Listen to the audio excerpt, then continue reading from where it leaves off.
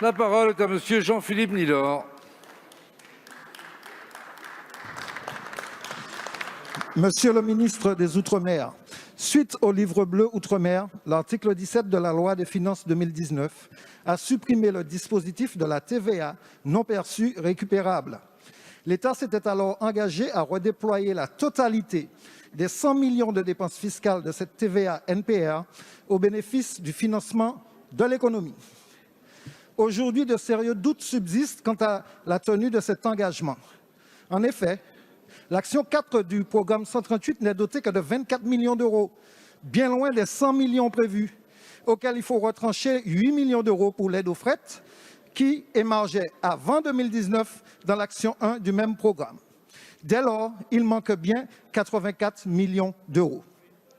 Or, dans nos territoires, l'une des conséquences les plus dommageables de la crise sanitaire est bien l'accélération de l'inflation et sa généralisation, grevant lourdement le pouvoir d'achat des consommateurs.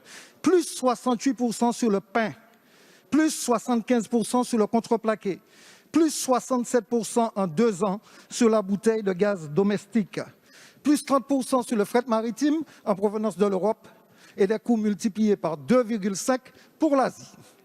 La vie chère a ainsi laissé place à la vie extrêmement chère, encore plus chère, d'où une nette aggravation de la paupérisation.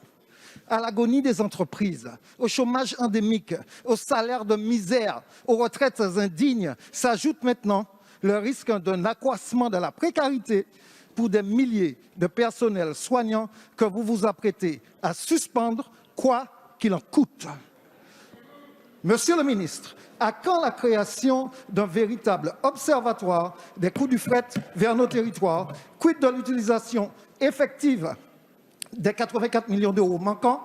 Et je propose que cette enveloppe soit affectée à la lutte contre la vie chère afin de contenir une déflagration sociale imminente. Merci, monsieur le député. La parole est à monsieur Sébastien Lecornu, ministre des Outre-mer.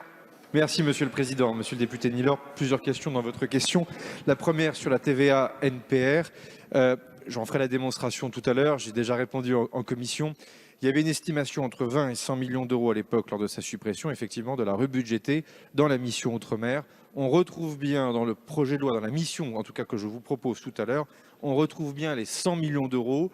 Évidemment, chaque année, en fonction des choix politiques, attribués à des actions qui sont différentes. Je vous en donne un exemple, par exemple, que vous n'avez pas cité, 25 millions d'euros pour les contrats de convergence et de transformation, outil que les élus locaux d'outre-mer connaissent bien. On aura le temps tout à l'heure d'y revenir autant que de besoin.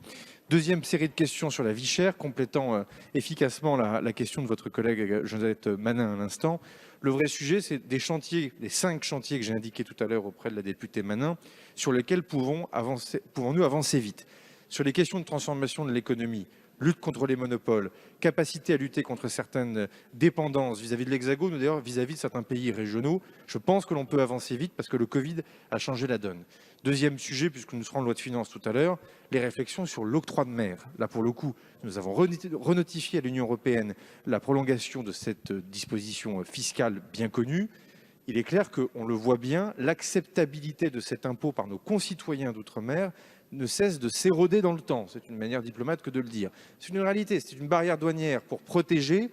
Or, on le voit bien, les équipements médicaux, par exemple, que nous avons envoyés encore récemment dans les territoires d'outre-mer, ont failli faire l'objet d'une taxation d'octroi de mer. Une barrière douanière n'a rien à voir avec cela. Donc ça, il faut qu'on arrive à repositionner cette question de l'octroi de mer parce qu'elle est un des sujets, évidemment, de la vie chère. Donc ce sont autant de sujets sur lesquels, moi, je pense qu'on peut avancer vite. Je vous l'ai dit, cette année et demie de Covid nous a beaucoup ralenti sur ce dossier. Et donc, il nous faudra, évidemment, bien sûr, avancer prochainement. Mais c'est aussi un thème de campagne pour les élections présidentielles et législatives parce que ce sujet est ancien et il est connu et il mérite un vrai débat démocratique. Je vous remercie. Merci, monsieur le ministre. La parole